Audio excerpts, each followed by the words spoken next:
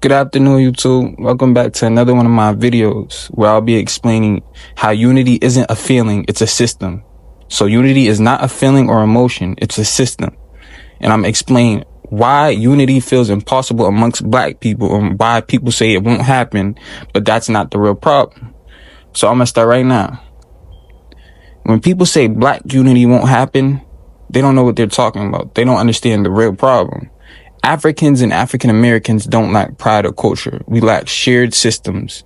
Other groups rely on institutions, banks, media, trade, and political power. So no systems equal no leverage. So there's no leverage. And then once we look into the economics, the money, we see that African resources leave the continent. Black American money leaves our communities. The issue isn't a lack of wealth, it's a lack of coordination. Money without control is just labor. And then we get into the production and trade.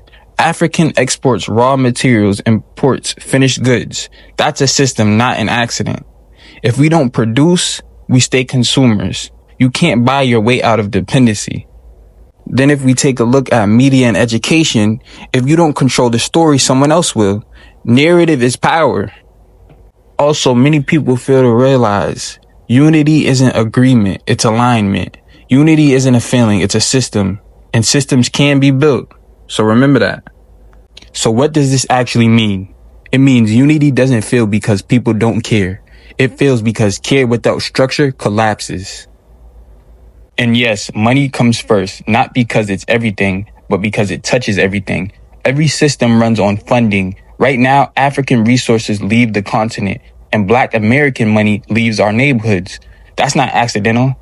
It's what happens when there are no shared financial institutions. Without banks, we control investment funds, we guide, and cooperatives we own. Our labor builds other people's economies by default.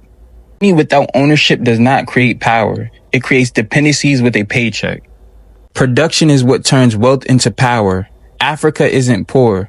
It's resource rich. But exporting raw materials and important finishing goods keeps value outside our control. Real power comes from production, manufacturing what we consume, processing what we grow, shipping what we trade, and building the technology we rely on. If we don't produce, we stay consumers, and consumers don't set terms, producers do. You can't buy your way out of dependency. You have to build your way out. And narrative is the invisible system people ignore. Control over media and education is control over identity.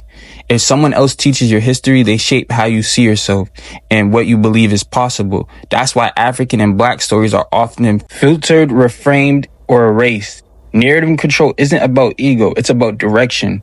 A people without control over their story will always struggle to control their future.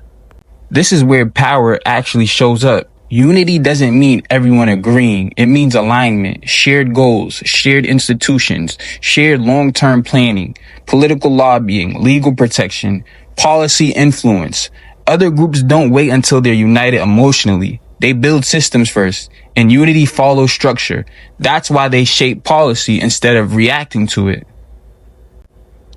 So it's not impossible. We just have to remember unity isn't a moment. It isn't a trend. It isn't a hashtag. Unity is infrastructure. Unity is institutions. Unity is systems that last longer than feelings, and systems can be built. No systems, no sovereignty.